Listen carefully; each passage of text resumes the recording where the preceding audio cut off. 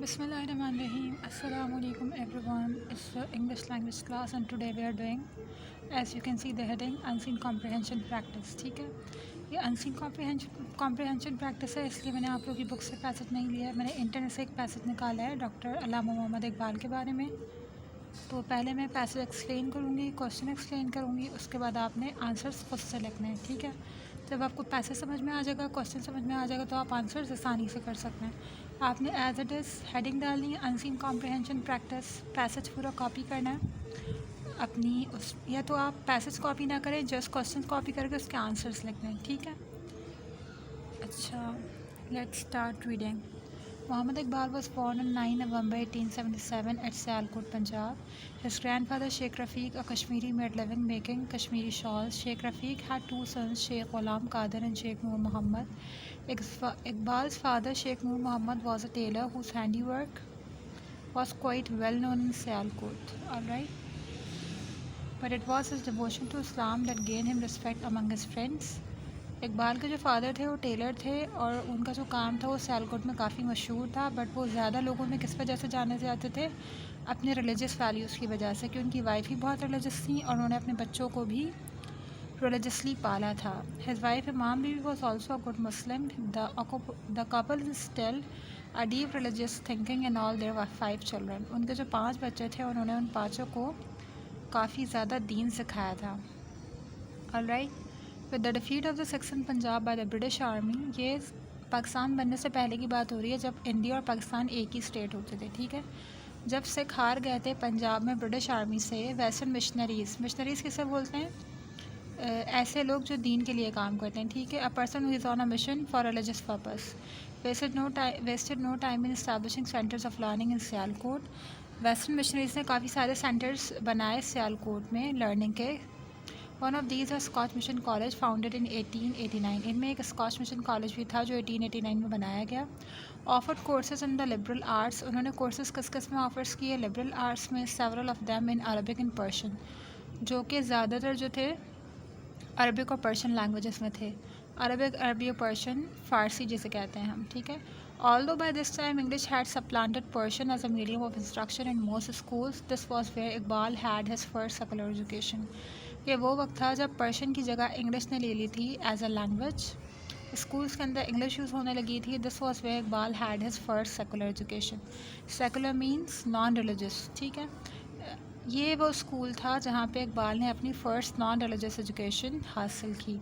It was also in 1892 that Iqbal was married of to Karim Bibi. Karim Bibi से उनकी शादी कब हुई? 1892 में। The daughter of a Gujarati physician.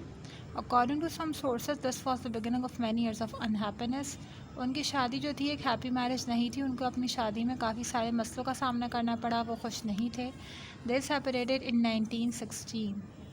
1892 में उनकी शादी हुई और 1916 में उनकी सेपरेशन हो गई। But Iqbal provided financial support to Karim Bibi until he died.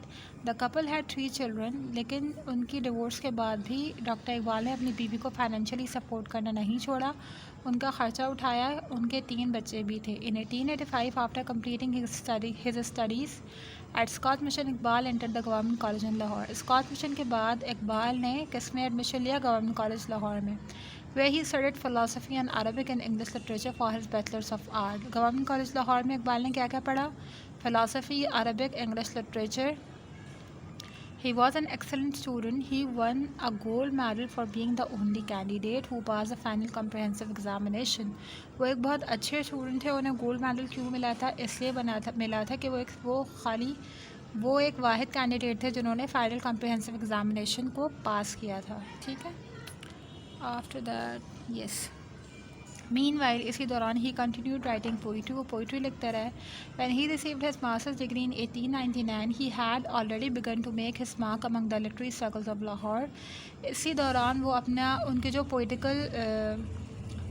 Talent था, जो उनकी शायरी का टैलेंट था, वो लाहौर में लोगों में जाने लगे अपनी शायरी की वजह से। It was his teacher Mir Hasan who recognise talent for poetry in Iqbal. ये मीर हसन के टीचर थे जिन्होंने इकबाल के अंदर रिकगनाइज़ किया कि वो एक अच्छे पोइट बन सकते हैं। ठीक है, now it's turn of question. सवाल देख लेते हैं हम कौन कौन से हैं। Who defeated six in Punjab? ठीक है, पंजाब में 6 को किसने हराया था? Question 2, Iqbal was married to whom, Iqbal की शादी किससे हुई? Who establish centres of learning in Sialkot, Sialkot में लर्निंग के सेंटर्स किसने बनाए? Question 4, what did Iqbal study at government college Lahore, Iqbal ने गवर्नमेंट कॉलेज लाहौर में क्या पढ़ा? ठीक है, उसके बाद why did Iqbal receive gold medal, Iqbal को गोल्ड मेडल क्यों मिला? When did Iqbal receive his masters degree, Iqbal ने अपनी मास्टर्स डिग्री कब ली?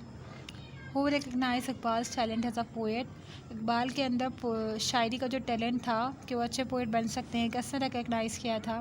Question 8, what was the occupation of Iqbal's father, doctor Iqbal के जो फादर थे वो क्या करते थे? ठीक है, आपने पैसेज कॉपी नहीं करना, आप इसको ऐसे ही रीड कर लें स्क्रीन से, और उसके बाद आपने क्या करना है, क्वेश्चंस को लिखना है, फिर उसको आंसर करना है। आप हेडिंग डालेंगे अनसीन कॉम्प्रहेंशन प्रैक्टिस, ठीक है। या पैसेज आप कॉपी करना चाह रहे हैं तो इट्स अप टू यू, आप कॉपी करना चाह रहे हैं कॉपी कर लें, नहीं करना चाह रहे तो आप जस्ट क्वेश्चंस के आंसर लिखें, क्वेश्चन कॉपी करें और उनके आंसर्स लिखें, ठीक है। Thank you.